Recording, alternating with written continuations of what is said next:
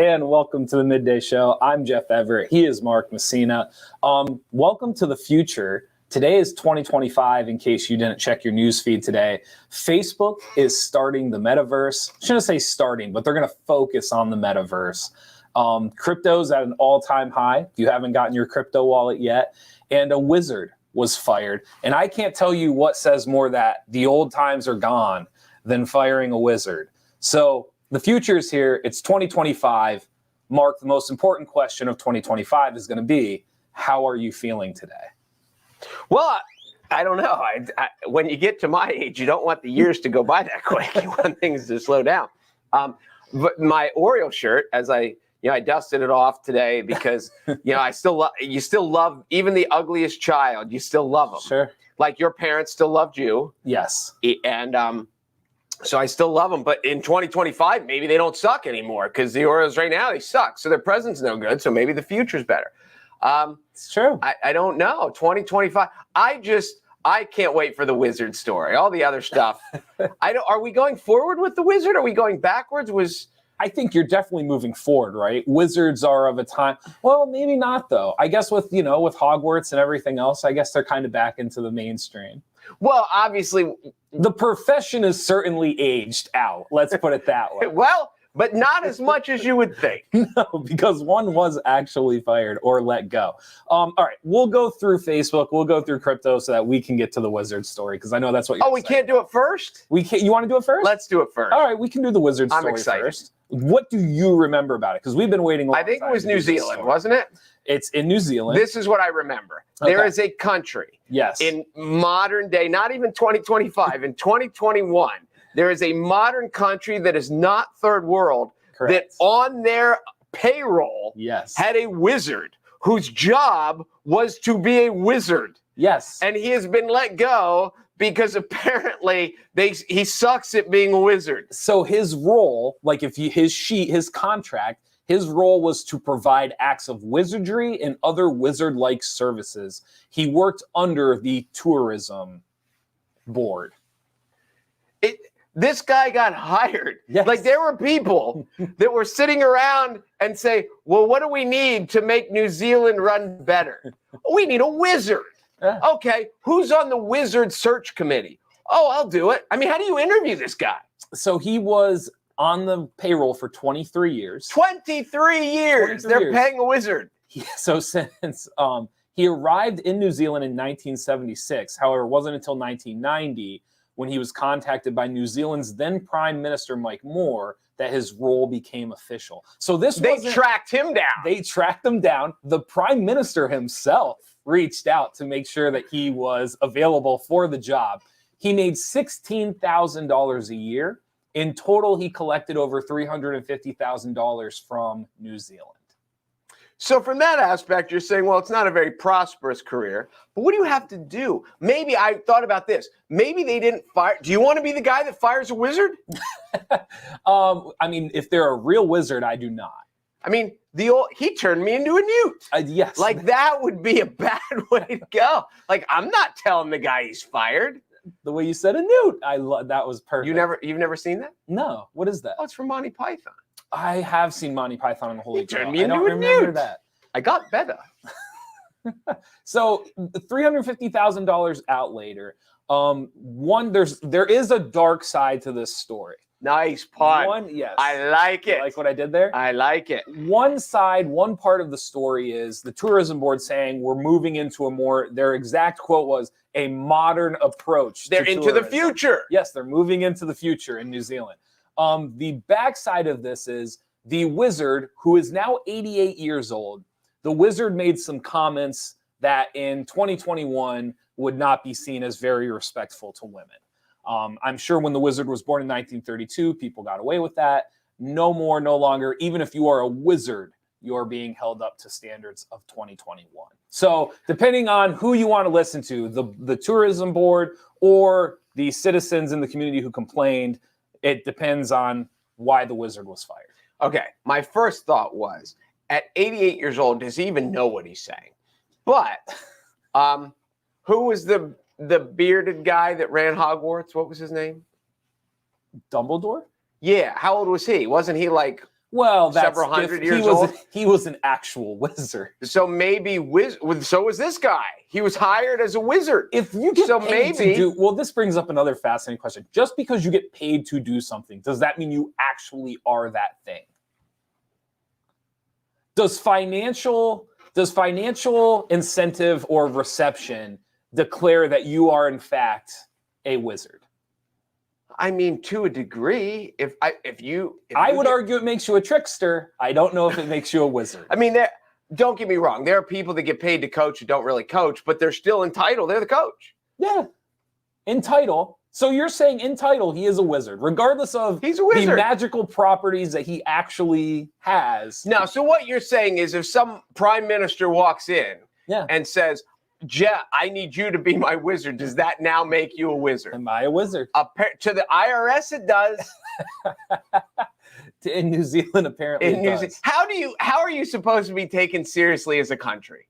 Like, what When do you you have have an in New actual Zealand? wizard? You have shepherds and you have wizards. Like, nice land. So one of the things, because obviously I had to read about this, one of the things said that in New Zealand, the spiritual belief, or there's a certain spiritual belief in New Zealand that certainly goes beyond like our beliefs in America, whether it's like a religious belief or whatever. Theirs is kind of more towards the magical side of things. There's a different element. And listen, I've told you before, like, I'm not religious. So to say that one is more so believable than the other, like, I'm game for the conversation. Like, I think it's a fascinating topic. I would just say that in New Zealand, they're more incentivized isn't the word. They are more likely to buy into the idea that a wizard would be on the payroll. Whereas in America, you are more bought into the idea that like a community would have a priest or would have a pastor on the payroll. Okay, that was very well said, but it's still crazy. Yes, to us it would seem very crazy. So, like, is this their version of a witch doctor? Somebody's sick, do you go see the wizard? So Levantense. So not so much if you're sick. However, some of his duties. No, Expelliarme. Levantense is Spanish, isn't it? I'm not sure. You've lost me. That's what they said with Harry Expelliarmus or something like that? Expelliarmus? Something like Harry that. Potter fans comments us. I will say, where was I going with that? Wizard, magic, religion, came back to New Zealand. Healing. Not so much a doctor, but one of his duties was to promote and uplift the citizens of the community. So he was there for morale. He was the court jester. It would almost be like having a Santa Claus on the payroll of Waynesford, is essentially what it was. That's basically what it was. Like, so he was a character? Kind of. Well, not so much a character. Like, I'm sure. Was he an actor? Nah, I'm sure if you asked him, he was a wizard. I'm just simply saying, like, if you were to put someone on the payroll to be Santa Claus, it wouldn't just be the idea that he has a beard and wears a red thing. It would be like he's supposed to spread joy and he's supposed to kind of be like the community, like. I know what you mean. Yeah. And that's essentially what this guy was. I'm just thinking of the interview. Yeah. Say, hey, do some magic stuff. Like, what? Can you imagine this? Honey, how was your day today? You'll never guess what. Ran by wizard when I was getting milk. The wizard I voted for didn't get it. I thought the other wizard was better. And he's legit too. Like, he's got the beard, the hat, the staff. Like, it is. Let's put it this way. He looks the part. For $16,000, I would argue, like, if you're gonna have it on your payroll, he might have been underpaid. He might have. Like, if you are going to, if you believe in this, like, if you're going to do it, he may have been a little underpaid, little bit. For $16,000, he went all out. Well, what is the dollar translation? I believe that's what it is. I believe it's $16,000, like in New Zealand money. Yes, but I think it's very, very close. It's comparable because the one thing I read said that basically in American dollars, he made over $350,000. Okay, which if you do the math, 16 times the years, it's very close. But here's the other thing: if you're a wizard, do you need money? It's a very good point. Very good point. I mean, the Hogwarts stuff's got to be coming from somewhere. Even even in Harry Potter, they have like the ministry, and they have like, and even in Harry Potter, there's a hierarchy because Malfoy like hates Ron Weasley's because the Weasleys like don't have any money. So like even in the wizard world, like there is like a financial And the Weasleys were all tension to wizards, weren't everything. they? Yes. Hermione's parents were muggles. Yeah. So even in that world, there's a financial tension to what's going on, to what you're doing. So yeah, I think he does need money. Okay, I I guess does. you maybe. Listen, I'm sticking by my stance. I think he was underpaid. He needed to negotiate harder. I think he was underpaid. And how, so let's look at that. Obviously, he didn't care about money. He was just in it for the art. Sure. Because I think he might have thought he was a wizard. When you're negotiating for your salary and you walk in with your wand, is the guy really going to say no? He's like, you got your wand. He's like, I want more. And he's like, oh, okay, whatever you want. Don't do it. I think the part of this is, you bring up a really good point accidentally, is the title of wizard, right? Because if you called him hold on, I'm stuck at accidentally. You accidentally made a good point. You don't even know the point you made. You keep, like you were saying, like, it's absurd, like a wizard, but it's really just the word wizard. Because if you called him, like, if he was like all these professional, called him a loon? Well, no, all these professional sports teams now, they hire like some athlete from the past, and they're like the liaison to the team.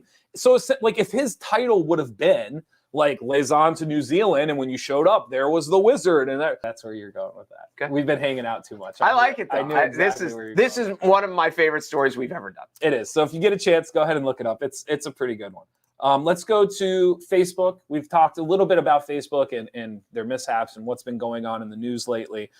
The timing of we can talk about the timing of this, because I find that absolutely mind-boggling, when he's going to make this announcement after just having the whistleblower, after going through all the issues we know about, the studies of Instagram and young girls and all the conflicts and issues. Facebook comes out, they announce that they're planning to change their company name. The reason they're giving for changing their company name is because they want to focus on the metaverse, not social media. So the online world, blockchain, gaming, all of those things, virtual reality, they want to dive headfirst into that and kind of remove themselves from this social media foundation. So the actual Facebook itself will become a branch of what is under this metaverse that Facebook is focusing on. So obviously the metaverse part is really... Did they make up that word, or am I just... No, metaverse is a known word. I've never... They did not make up that. Shows you how old I am. I get it. Okay. So we can, that whole aspect of it, the metaverse, what is it? What does it look like? What are we moving towards? That's a neat conversation.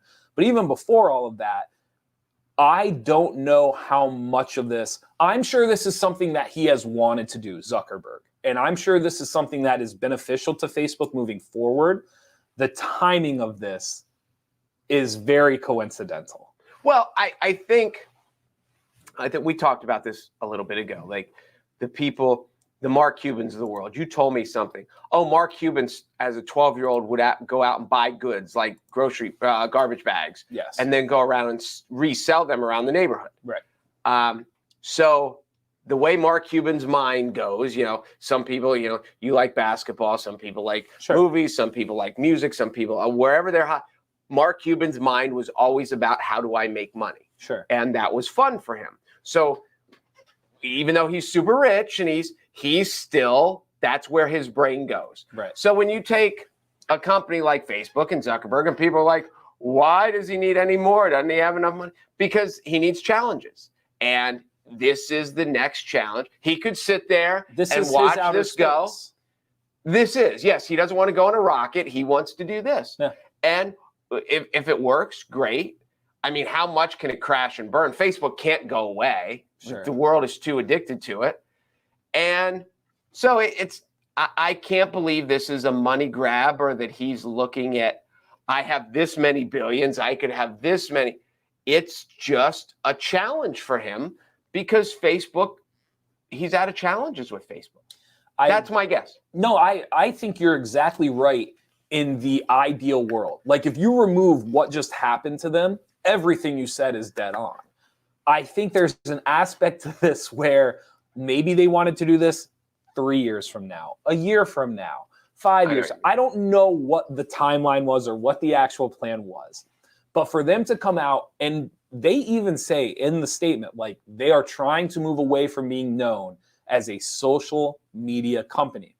And I don't think they're trying to move away from that because financially they benefit from moving away from it.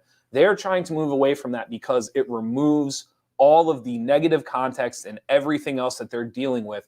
And they are kind of trying to leapfrog away from that.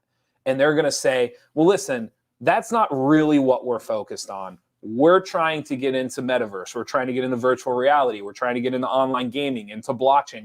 We are moving forward, and that is just something that we did, and it's in the past, and we're not doing it.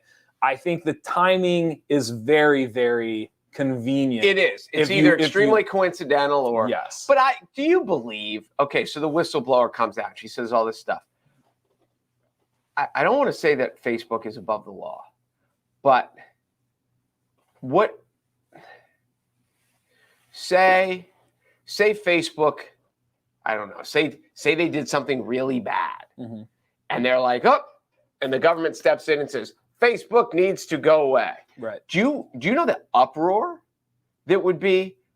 I mean, society would, I don't want to say it would come to a halt, but people would be lost without it. Certainly. So it's almost like, I think they realize this. They're like, yeah, what they did, but nobody's going to shut them down. They can't shut, because even the people that are pissed at Facebook, you take it away and they're like, well, I wasn't that pissed. You know, it's like you go yell at your girlfriend and she's like, fine, I want to see other people. And you're like, wait a minute, I'm not that mad. And I think that's where we are. I think if you've read about him and you've watched, even though the movie isn't totally factual, if you watch the movie, if you've seen any interview he's ever done, the real initial goal of this was to be cool, to be popular, to create something that put you into a group that made you stand out. It was to meet girls. It was. And this is what he has created, what social media has become. There is now a negative connotation to it that far exceeds even just like the boomers or grumpy people like 10 years ago being like, oh, kids are on their phones. Like, it's gone beyond that. Like, the negative connotation now is like, this is serious. People are getting hurt, as we debated the other day. So if you're him, and the whole reason you started this was not necessarily like, the money's great. Don't get me wrong. I'm sure he wants to make $1. He's proven that already. But the whole reason you started this was to be likable, because you thought you were winning people over. You were becoming popular. The negative connotation of social media is so high now that can you really be what he wants to be in social media?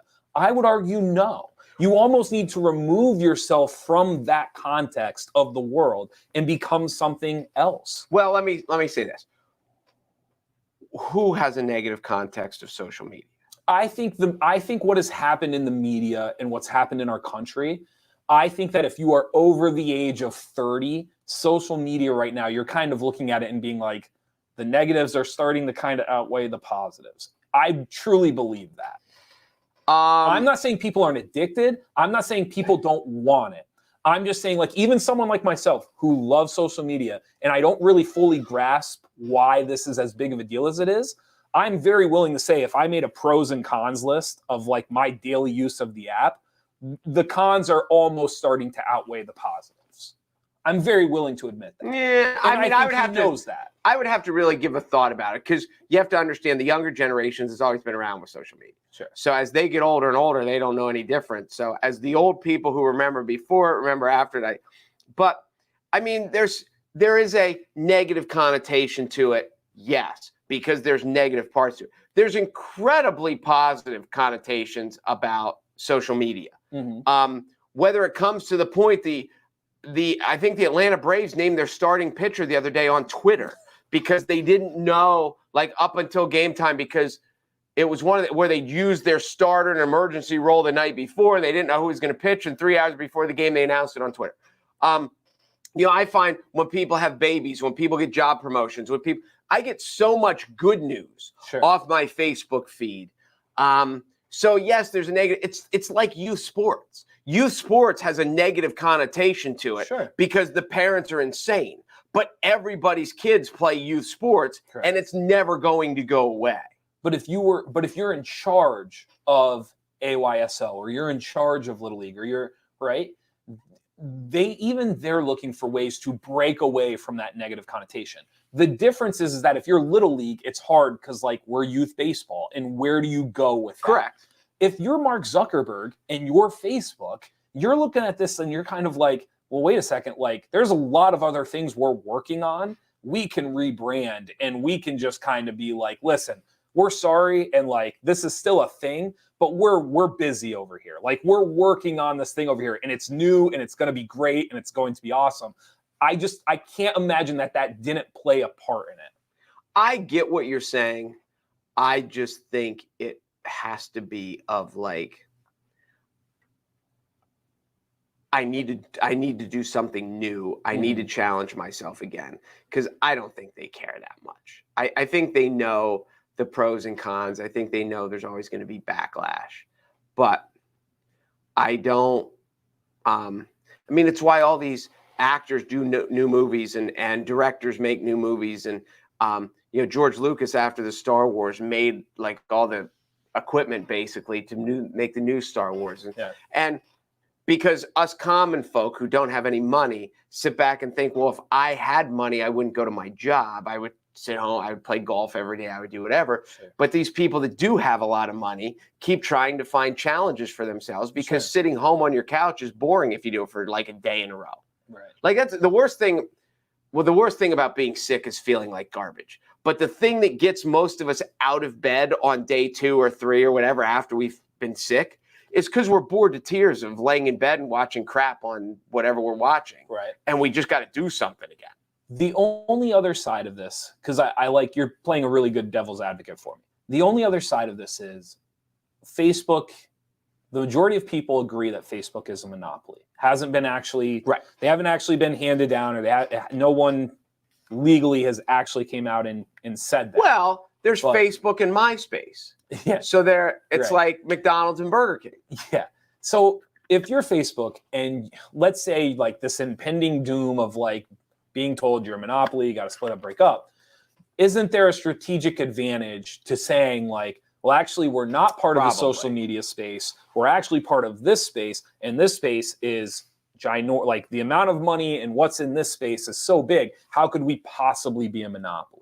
And that's the other part. And that's why, for me, like the timing's just too convenient. It is. I have no doubt that this has been on the whiteboard for years. They didn't just 2 weeks ago be like, let's figure something out. No doubt. It's been on the whiteboard for a long time. But I bet you October 28th was not the original launch. Wasn't the launch date? I don't think it was until what's happened over the last couple of weeks. Maybe. And that's I don't, whenever it launches, I don't think it matters. But the other thing is there are so many people that are afraid of change, reluctant to change, that they don't care about the rest of it. Right. That they just want their Facebook to be what their Facebook is, so they can go on and see what their friends are doing and pictures of whatever, and that's part of their life. I agree with that. Cryptocurrency. Did you buy any yet? No. Okay. Let's talk about it real quick, because I know this isn't like one of your favorites. Bitcoin, all-time high. It reached $66,974 a coin this morning. So, okay, before you go any further, go ahead. I know it has been volatile lately. Yes. So you said it's at 66,000 right now. This morning, it's hit the all-time record high at $66,974 a coin. 66,900. So basically 67,000. It was just under 67,000. What was recently? How low had it been? Well, so this would have been a couple of months ago. It dropped almost in half. It was down like around 30,000 a coin. It was that low. So it's doubled that quickly. Yes, it bounced back. So when there was like the crash, as they say, Bitcoin cut almost in half. The second largest Ethereum cut almost in half. Dogecoin cut into almost like 2/3 was lost. Now, Bitcoin and Ethereum have like fully recovered. Although Dogecoin hasn't recovered to its peak, Dogecoin's stability and its resistance is almost as balanced as Bitcoin and Ethereum. So what I mean by that is their peak was more, it wasn't like a lump as much as it was like a scratch. Thus, the scratch doesn't really, if you do the math and you equal it out, Like Dogecoin was never going to like bounce back up to that peak. In the world of I obviously Bitcoin is the most famous one of all. Yes. Ethereum, I've heard a lot. Yes. Is Doge the third most famous? So Doge, just because of the Doge father and that so stuff? Doge is probably the third most famous. There are ones above it that certainly have more structural use. Like they mean more in the system of cryptocurrency than what Dogecoin does, but they don't have the following or the social acceptance. They haven't had the publicity of Dogecoin. Okay. And like that's what I said to you. My biggest thing with all of this, like people want to like today. The first three I saw up, I think, were Netflix, Apple, because they just had their events, Okay. and Facebook because of this announcement with the renaming. And so I laugh because people who are investing in those things or dumping their money into them, they get online, they see a news thing, and they go, oh, like Netflix is doing this and Facebook's rebranding and Apple just launched their new iMac. So they make decisions based off of that. And I laugh because Dogecoin is basically the same thing. You're just measuring the social vibe of the coin.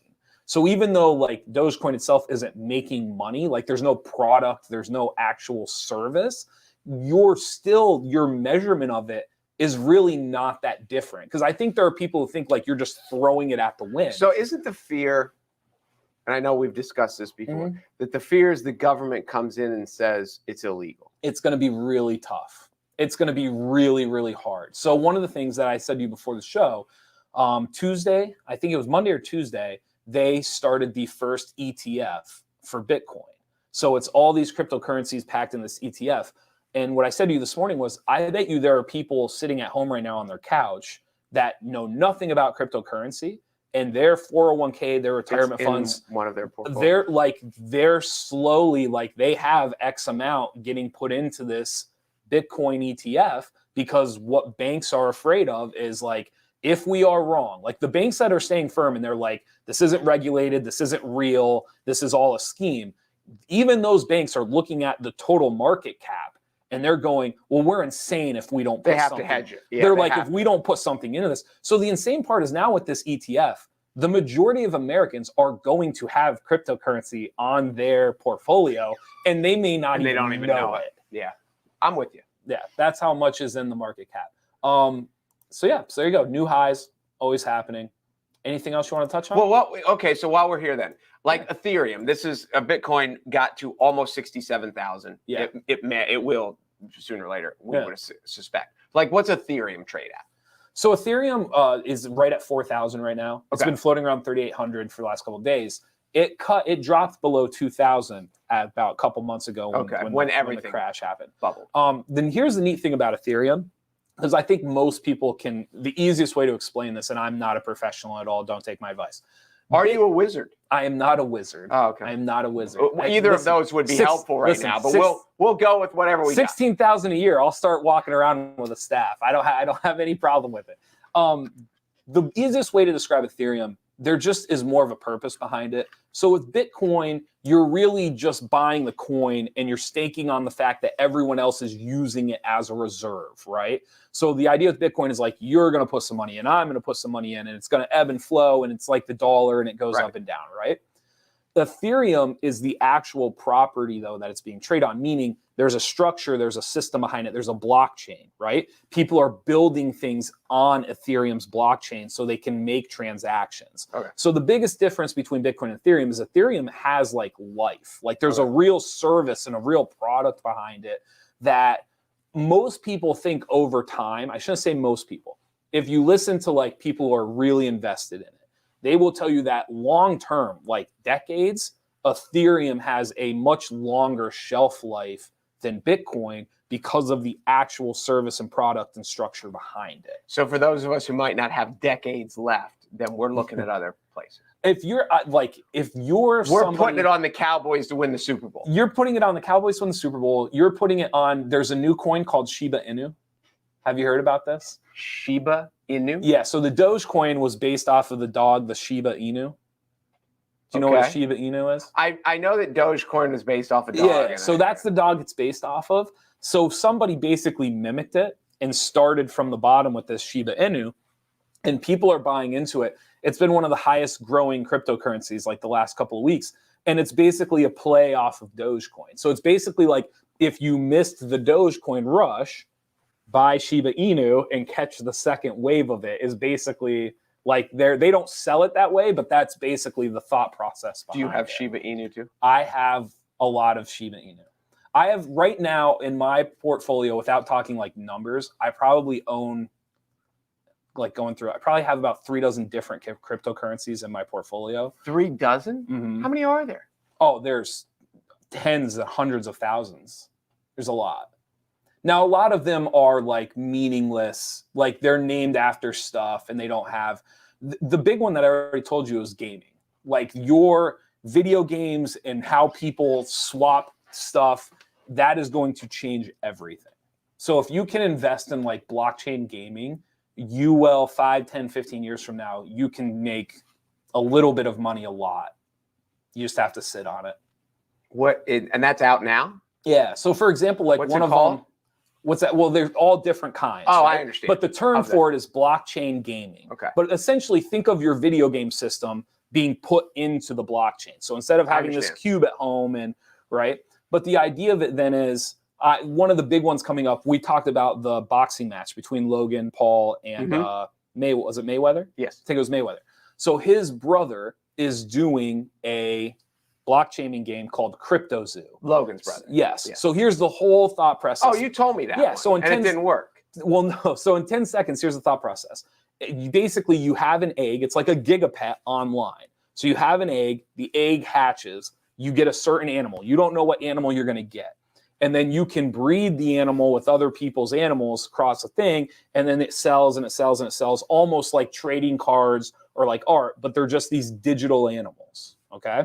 So right now, like early investors are buying into this like hand over fist, because it's the idea of like eventually if you ever get to the point where kids are trading these eggs for like $1 an egg or whatever, because right now it's like 0.000, it's so fractional that you can put $100 into it. And if it ever gets to $1, I mean, it's 100,000 overnight for not doing anything, just because these kids are swapping these digital eggs.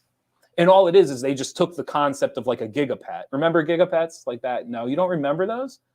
Oh my gosh. If there's anybody under the age of like 35 listening, please comment about gigapets. They were these like virtual video games. Remember the Game Boys? Okay. They like shrunk them down and they made them look almost like eggs. And so you had to like feed your pet and you had to take them for a walk. And it was like a keychain that would fit on your backpack. You don't remember? This was like a craze. Your oldest daughter, how old's? She's 20. 20. She might have been just young enough that she missed it. Thank God. Yeah, that was like a real big thing. So you don't see, this is where when you said you get an egg and you don't know what your egg's going to be, my immediate thought was it's every flavor bean. Yeah. You don't know what you're going to get. Correct. And then what happens, like the transactions across, and so that's going to change. It's just going to change. It's going to change the way we play games. And if you look out in the world, how many people are trading cards, how many people are collecting cards, how many people get on their Xbox and play games and talk with it's just going to change all of it. And so the only difference though is like they're going to have their own currency. So instead of getting online and paying $50 to buy Madden, you're going to have to buy the Madden coin. And then once you buy the Madden coin, then you can buy the Madden game. But what you're going to be able to do is buy those coins and hold them as the value rises. But isn't the fear then that the company just makes more coins? And so you can do that. So one of the things, this is one of the harder things, a physical coin, like you really don't burn, like you keep them, right? Like if a penny's in circulation, a penny's in circulation. Right. In cryptocurrency, one of the things that they do is once they get to a certain point of coins, they burn them to keep the scarcity of the coins afloat. So that way you never get to a point where there's just like billions of coins floating around and they're not worth anything. So they do this thing called burn, where you literally, you take so many coins out of circulation, and that way like the scarcity stays with the value. So what happens to your coins that get burnt? Well, it depends if you use them or not. So for example, like if they wanted to burn coins, like let's use the Madden example I just used. Okay. So I want to buy the new Madden. When I buy the new Madden, let's say I have to use a Madden coin to do it. if they're burning the coins, when I spin the Madden coin, they just don't release that coin back out. It is now back in and it gets burnt and it's gone forever. What happens if you don't spend? Then my value equates up as it goes. So that's, like I said to you, one of the reasons. Oh, so they can't burn what's in your wallet. Correct. They just take it. It has to be a transaction that goes Understood. back. And that's one of the reasons why Ethereum is seen as a better thing than Bitcoin. Because with Bitcoin, no one has to spend Bitcoin. There's no system in which people like, well, I'm going to give Bitcoin back in because I want X. Whereas with Ethereum, like, it's a living, breathing product where you're constantly swapping and buying stuff. So if Ethereum one day said, like, there's too many coins in here, we got to burn some, they would be able to gather them, burn them up after people use them as transaction, and then the scarcity rises up again. Okay, so here's my synopsis of what we just did today. Yeah. Lots of people listen to the Wizard story. Yes. Not that many people listen to the Bitcoin story or the crypto story, but the ones that did just learned a lot. Okay. That was like an advanced class for the uber nerds. Not that the nerds didn't start with the Wizard. This has been like a nerd day. We started with Harry Potter. Went to It's the future. It's the future. A lot of people, the people who hung through that and kind of, they learned. Because I don't know a lot. Like, and the older you are, sure, unless you really know, then you don't know. Well, and this is the insane part. That's not, and like, I would be a noob in this world. Like, I'm far from advanced in that world. I know just enough to kind of get my feet wet and get by. But what you know a hell of to explain it, like of the audience, I would bet you know more than 98% of the audience. So that's the crazy part, because there was Shamith. I always forget his last name, but he was one of the original people involved with Facebook, and he had a ton of Facebook shares before it took off. He was one of the original people to really invest in the cryptocurrency. And one of the reasons he's like a firm believer in it is he says I forget, it's like $7 trillion are in the like baby boomer generation that eventually is going to get passed on one way or another. No, they're blowing it all. You don't think so? Don't you? They all read that book that said die broke. But even if they blow it all, it's going somewhere. Like, do you understand what? Like, it's still going. Like, it's going into circulation. So his whole thing, he's like, we are like scraping the surface of this crypto, because he's like, you know who doesn't have money? People who like crypto, like people who like video, like younger people right now that play games on the blockchain, who play video games, who like crypto, like they don't have the savings or the money that this generation is about to pass on. And once that gets passed down, he's like, it's just going to flood in. And that's his strategy. Like, that's his belief. I mean, you can get the philosophy. It doesn't sound outlandish by any stretch. It doesn't. He estimates, I think it's 7 trillion in that thing. He estimates right now that if you were like scaling out how much money is going to be in crypto versus how much is in right now, he still thinks we're in like the first 2% of cryptocurrency. Which then when you start to do the math, so, you know, if he's right, it's going to be astronomical, even if he's 10% right. Right. You know, like, he doesn't even have to be a grand slam. If it goes from 2% to 10%, like, it's, I get it. So it's going to be very, very interesting. We talked about it before with Sheets and all these other companies starting to accept it. Like, it's happening way faster than I think anybody had prepared for. Anybody.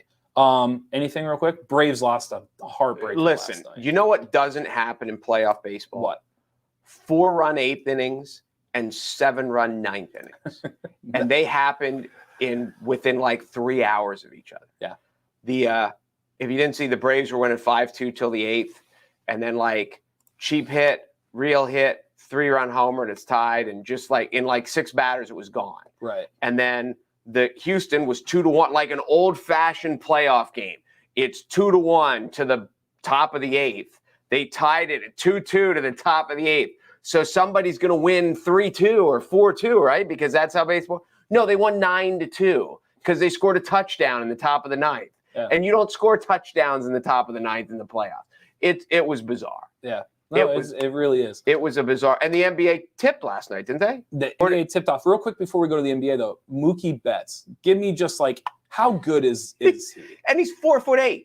But like, how, like, as a non-baseball historian, is he the most underrated player I've ever watched? Yeah. Like, I just can't believe people never talk about him like he's this. I feel like Betts and Ohtani are just severely underrated, and I can't explain it. Well, here's my Mookie Betts philosophy, because he's a little dude, and he's a great player, but he got traded because Boston.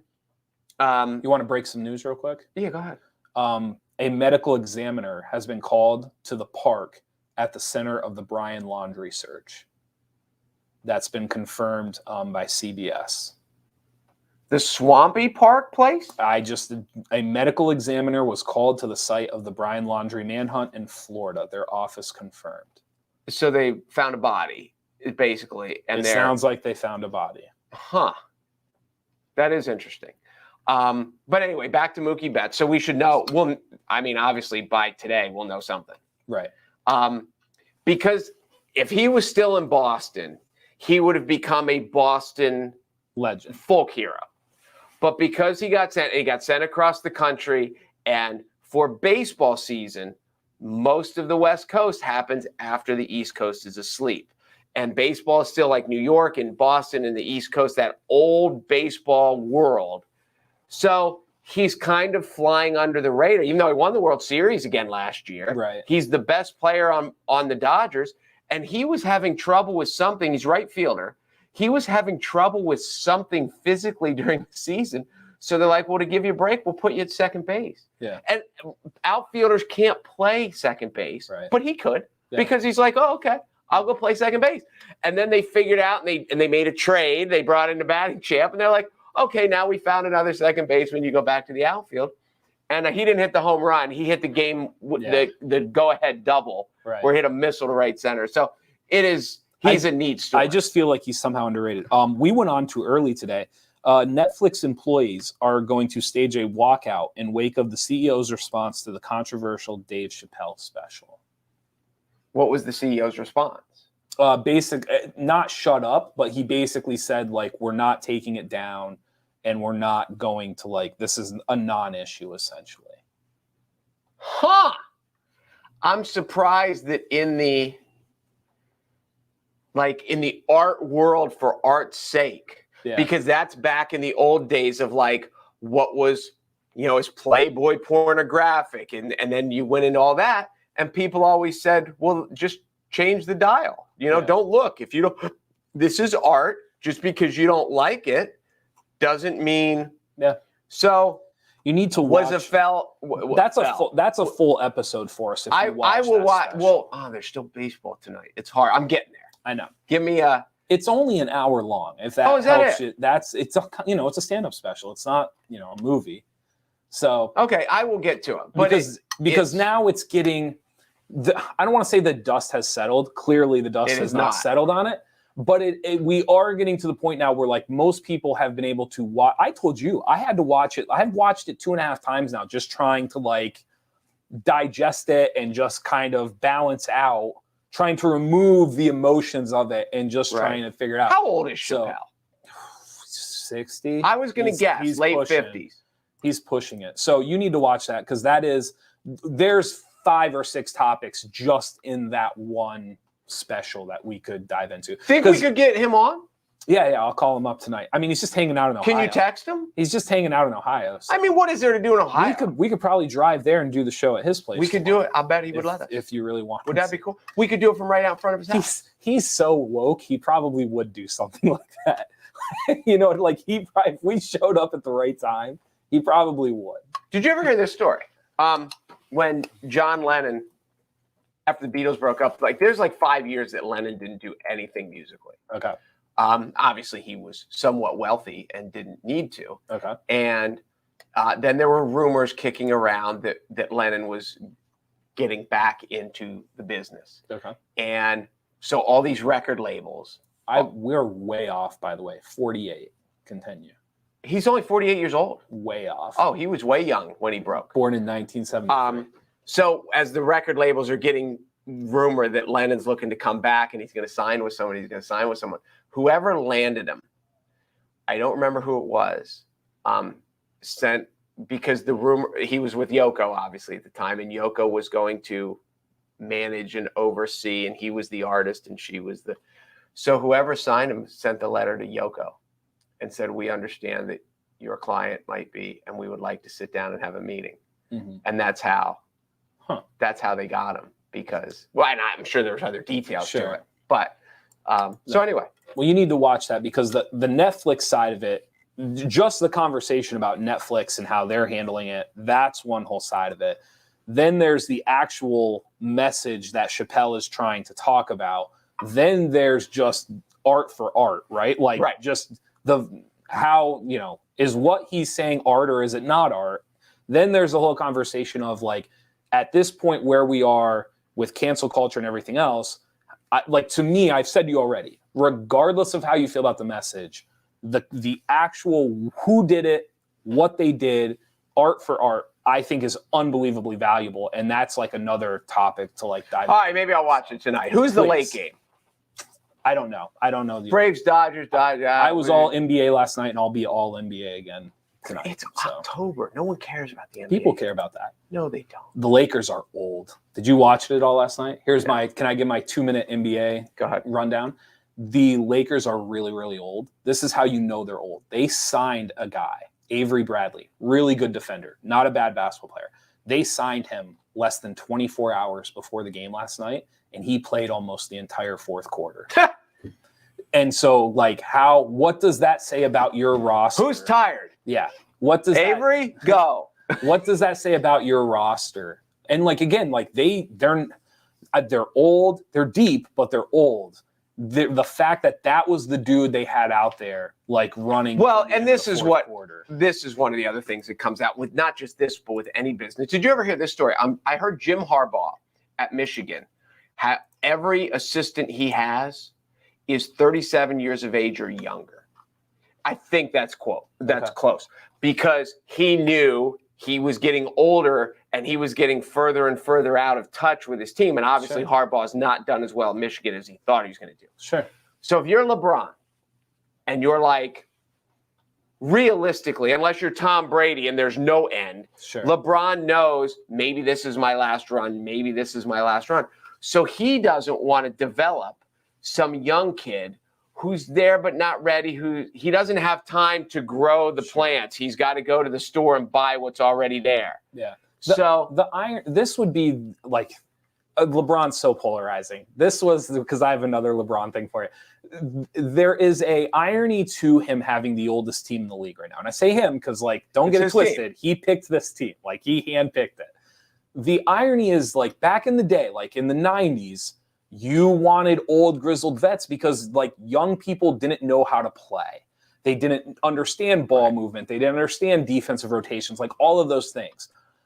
But the game has exponentially changed so much that there's a lot of 21, 22, 23, 24-year-olds that the only way they know how to play is share the ball, spread the floor, shoot from deep, rotate, switch, right? They conceptually, they don't know how to play selfish basketball. They don't know how to play isolation basketball and sit in the corner and pout or be they just they know how to eliminated. They know how to pout. But it's been eliminated from the system of basketball. No, I know what you mean. And so the irony is LeBron wouldn't. I get it. You don't have time to develop dudes. I totally agree with you, and I get that point. It's just ironic that he would be stuck on a team now, though, that is they don't know how to shoot. You're saying that 24-year-olds already developed because that's all they know. Mentally, they almost know more than the 37-year-old because now there's a speed adjust, right? Reaction time and things like that. You just, until you're in the league. Right. The last part of it, there was a play yesterday, and I don't mean to rain on LeBron James. He's a great person. I love LeBron. I love LeBron. You do love LeBron James. I do. I'm not being sarcastic. There was a play the other day, and I would have bet every dollar I had that this was going to be one of the first things that happened this season. He was guarding the worst player on the floor. And Carmelo Anthony got stuck in a pick and roll, and Stephen Curry came off the pick and roll. And everybody in the world knows that, when you're guarding Stephen Curry, you can't play off. You just got to run at him. He's the best shooter that's ever walked the earth. Stephen Curry comes off the pick and roll, and Carmelo Anthony plays off. And Stephen Curry rises up, and he hits a dagger three with 3 minutes to go. And just as soon as it goes through the basket, LeBron James is just like yelling at Carmelo Anthony. And I could have told you that was going to happen. Carmelo's a disaster. I just don't know if he realizes. This is LeBron's the greatest thing about LeBron is he's so smart and he knows everything that's going to happen. He could have told you that was going to happen 10 seconds before it did. The problem with LeBron is like he mentally knows that, but he's now getting to the point where he physically can't do something about it. So now you're the idiot. Like you're the jerk because you didn't switch or you didn't do the thing. Right. He can't physically make up for he's guarding the worst offensive player on the court. So it's like this juxtaposition of, and it's just he's a fascinating person. He's a great person. The end of this is going to be the end of his career is going to be really interesting. Well, and he's going because when you're that level of genius, he's going to have to be a role player. Yeah, because when you're that level of genius and you mentally know exactly what's going to happen, and if your reaction is going to be, I'm going to get on you every time you don't do it right, even though I myself physically can't do it. That's a heavy weight. Well, and you see it with all, Cal Ripken moved from shortstop to third base, and Cal Ripken started batting 6th and 7th, and it's JD Martinez now it's happened because he was hurt. But as the Red Sox got hot, JD Martinez rolled his ankle and they moved him to 6 because they didn't want him to get stuck, and they've adjusted the lineup, and now they're scoring runs every night except last night they scored 2. I'm trying to think of like Tejada was probably not there yet, but it would be like some young guy for the Orioles like missing a third strike and then walking off the field, and Cal Ripken just like starts yelling because like they didn't know what the pitch was going to be. Right. Even though you just got moved to like 8th in the batting order. Yeah, and it's going to be really, really tough. It's a challenge I don't know he's ever faced. Oh, I'm sure he hasn't. He's always been the best player on the team. And does he be the big brotherly role player who scores 15 or 16 a game as opposed to no? It's going to be interesting. It's going to be really, really interesting. Thank you for watching the Midday Show. You didn't say anything about the metaverse above us. The metaverse. I had to find the metaverse above us. Listen, the future scares me. I just hope I'm here in 2025. You're done with it. You're out on the future. Thank you guys for watching the Midday Show. Thank you to all of our sponsors. And be sure to go to NorthcentralPa.com for all of your local news. A couple of things. We have some things coming up. I don't announce them. We're bringing back the holiday giveaway. We're going to do the holiday giveaway that we did last year. We are looking into podcasting. We're looking into turning this into like an audio format. So when you're in the car or you're on your jog or when you just want to block out the sound of your kids in the background. On your jog? On your jog? Your jog? On my jog? Yeah. I can't spell jog. Oh, okay. I can spell elliptical though. I hate elliptical. I know you do. That's one of our biggest differences. Give me a couple of exercise coming up. It's easy. It's easy to hold your drinks and to watch the remotes and all that stuff. It's just much easier. I don't know. The bike, it seems like you're not moving. You're not moving. I know. But your legs are moving, and the elliptical, you're not moving. Oh, you're moving on the elliptical. Well, so your legs. Yeah, but you're up. Whatever. I'm not saying the elliptical is not a better workout. No. And I'm not saying the bike I'm not saying the bike is easy. I don't get the rhythm of it. I'm simply saying like you are sustaining your weight, whereas on the bike you are not. That's fine. All right. Thank you guys for watching the Midday Show. I'm Jeff Everett. He's Mark Lucida, and we will see you all mañana.